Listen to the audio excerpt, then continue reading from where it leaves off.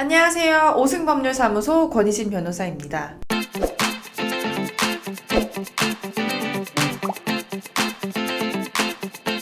서울시 관악구에서 피해자를 성폭행하고 무차별 폭행해서 피해자가 결국 사망했던 사건이 있었죠. 그런데 전주에서 산책 중이던 여성의 목을 잡아서 풀숲으로 끌고 간 남성을 강제추행으로 체포했다가 강간미수로 혐의를 변경하는 사건도 불과 며칠 전에 일어났다고 합니다. 성범죄는 비단 최근에만 문제되는 것도 아니고 뉴스 속에서만 일어나는 일도 아니에요. 우리 주변에서는 정말 빈번하게 일어나고 있습니다. 성범죄 중에서 항상 큰 비중을 차지하는 강제추행. 오늘은 강제추행 판례를 하나 읽어보도록 할게요. 금요일 새벽 서울 모 클럽에서 일어난 일이라고 합니다.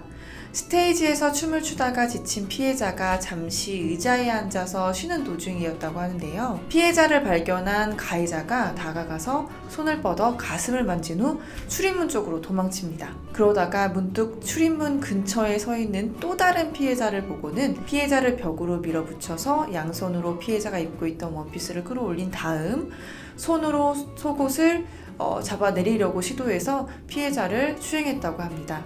피해자의 완강한 겁에 물러난 가해자가 다시 클럽 안으로 들어간 지 약 20분 후 가해자는 스테이지에서 춤을 추고 있는 또 다른 피해자의 뒤에 다가가서 양손으로 피해자의 가슴을 만졌다고 합니다. 그 후 마찬가지로 스테이지에서 춤을 추고 있는 또 다른 피해자에게 아무런 이유 없이 목을 팔로 조르는 등 폭행까지 했다고 하는데요. 그는 다시 15분 후에 귀가하기 위해서 클럽 앞을 지나가던 아까 그 피해자에게 가까이 다가가서 엉덩이를 손으로 만져서 추행까지 했다고 합니다. 가해자가 행한 이 모든 일들이 불과 1시간도 되지 않는 사이에 일어난 일이라면 믿으실 수 있겠나요? 가해자는 이 사건과 관련해서 각 범행 당시 본인이 술에 취해 있었다고 심신미약을 주장하며 감형해달라고 했습니다.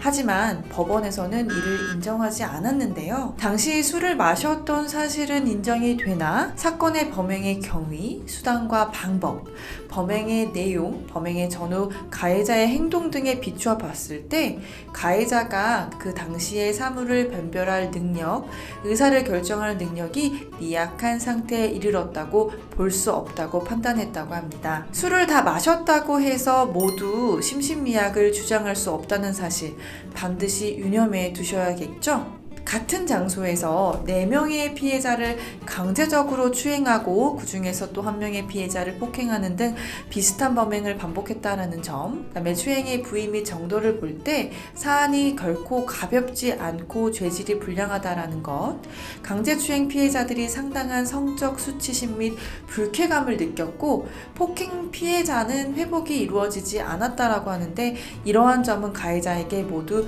불리하게 적용이 되었고요.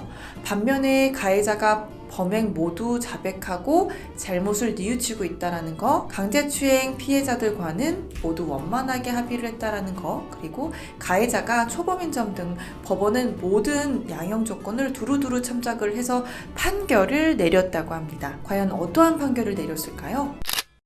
가해자는 이 사건으로 징역 6개월 그리고 2년의 집행유예도 선고받았다고 합니다. 강제추행은 처벌이 결코 가볍지 않은 범죄로 분류되는데도 말이죠. 과도한 혐의나 오해를 사고 있다면 수사 초기부터 적극적으로 혐의를 벗어날 수 있도록 대응해야 합니다. 피해자와의 합의도 주의를 기울여서 조심스럽게 접근해야 하기도 하고요. 강제추행은 피해자에게도 그리고 가해자에게도 모두 민감한 사건이기 때문에 가능하면 수사 단계부터 대리인의 도움을 받는 것이 훨씬 유리합니다. 이번 영상이 유익하셨다면 구독과 좋아요, 알림 설정까지 부탁드립니다.